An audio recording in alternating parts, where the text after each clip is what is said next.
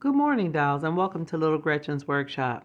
So I have a little unfinished business at the rooming house. I never made curtains for the little girl's room. Now that lovely calico print is what I'm going to use on the cornices, but this beautiful piece of lace I bought specifically for the girl's room at least a year and a half ago. So I'm really excited about actually using them to make the curtains. So I'm going to set that aside and do the cornices first. So I cut two small pieces of the fabric just big enough to cover the cornice.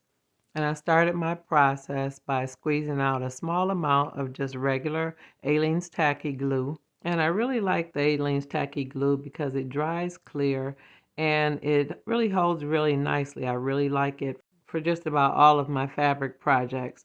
Now I'm using this little makeup spatula because it's helping me control how much I apply. And after I got the amount that I wanted on there, I just gently laid the piece of fabric on top of it. Now you see here I didn't do the whole piece. I'm doing each section separately because sometimes when you try to rush ahead and put it on too much, it'll start to dry or you might get the fabric in it. So again, just take your time, and you see I'm even applying it even thinner on this portion than I did the first time around because I realized I didn't need as much glue as I originally anticipated because I just want it to catch. I don't want it to bleed through. Now, Aleene's is great because it dries clear and it doesn't stain, but you just don't want to use an unnecessary amount. Dolls, I can't believe I actually just said that.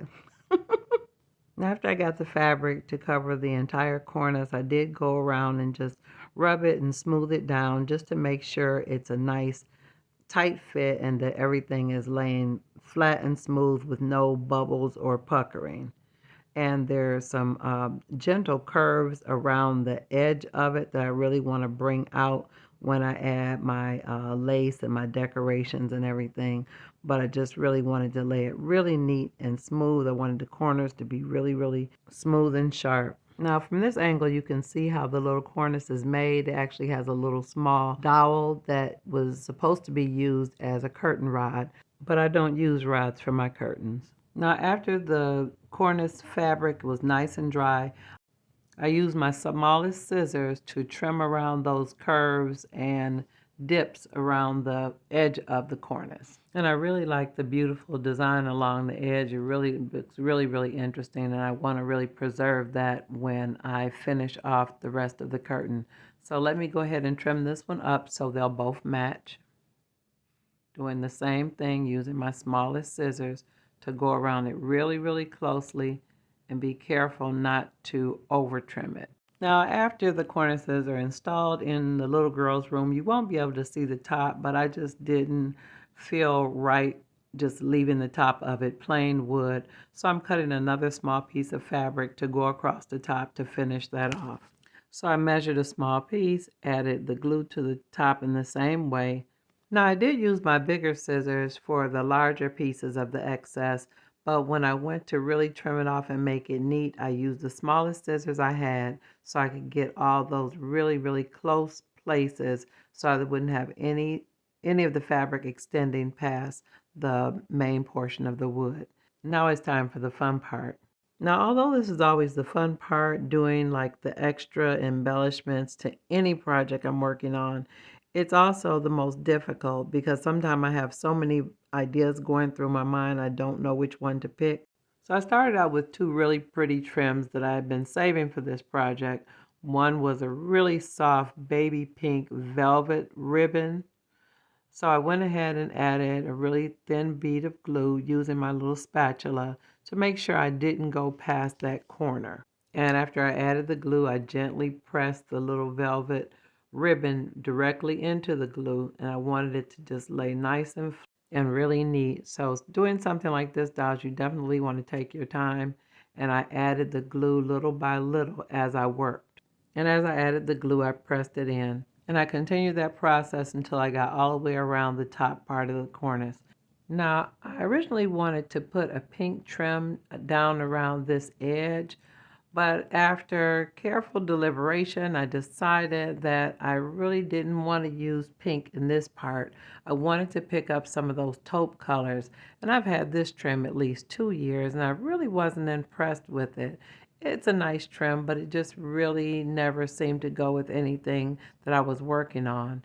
And I played around with it with regard to this edge of the cornice, and I decided I really, really liked it. The curves on it to me really looked a lot better than I had originally anticipated. I really didn't want to use this trim.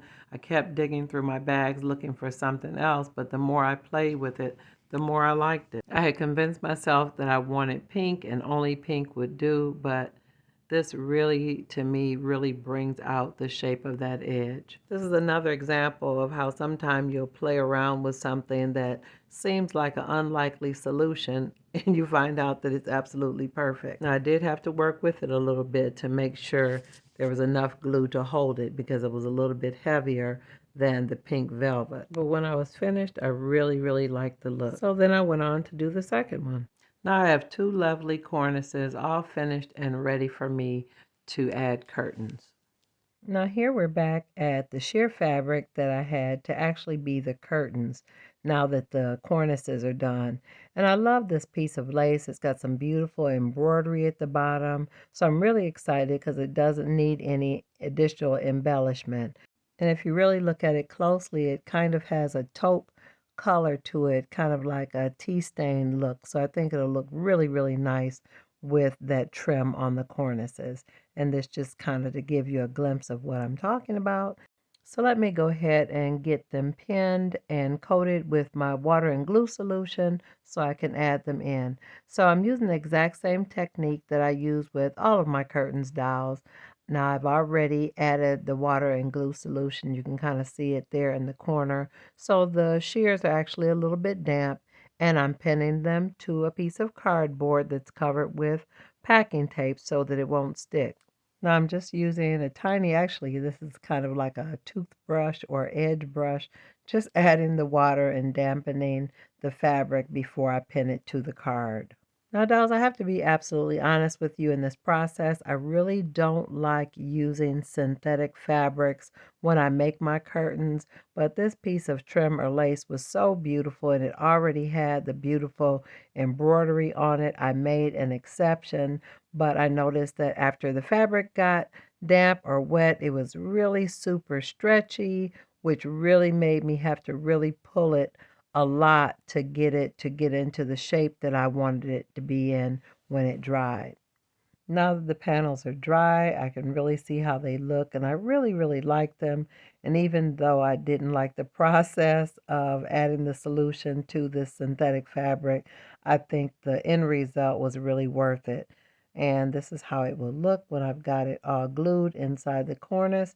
So let me go ahead and get them in there. So I started by measuring the panels with my official Dollhouse ruler, and I measured them at a length where they would be long curtains, but I didn't want them to drag on the floor, and I wanted them to fit neatly inside the top of the cornice without bunching. So these curtain panels where I need to cut them is measuring like 14 feet, which is half scale feet, which would be 7/12 scale feet, if that makes any sense. Yeah, that's why I don't like to measure dolls. But it's going to be just above where the decorative portion of the curtains are, so I'm comfortable with that.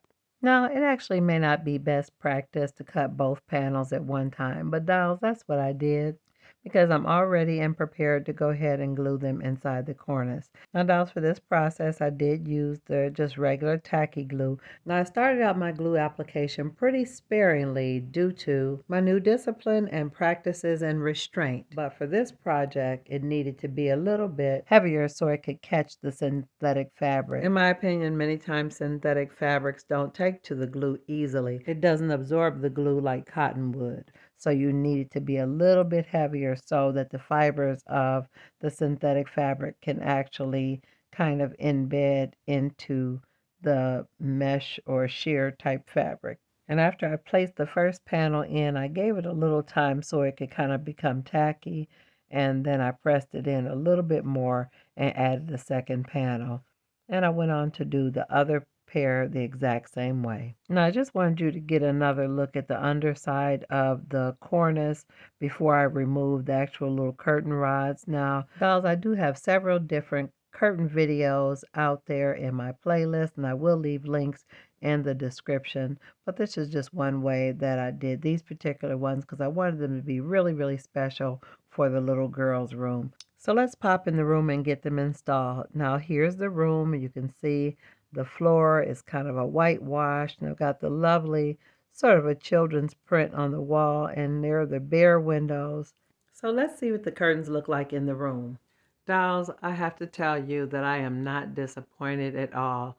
I had this lace for over a year, saving it for this project, and when I got the cornices, I knew it was just meant to be. I really love the way this looks. And this is really the first pair of sheer curtains I've done in the house, and I really think I like it. But if you enjoyed this video today, definitely let me know in the comments. And if you want to see more content like this, go ahead and subscribe. And I'm looking forward to seeing you all on the next episode of Little Gretchen's Workshop. Bye-bye now, dolls.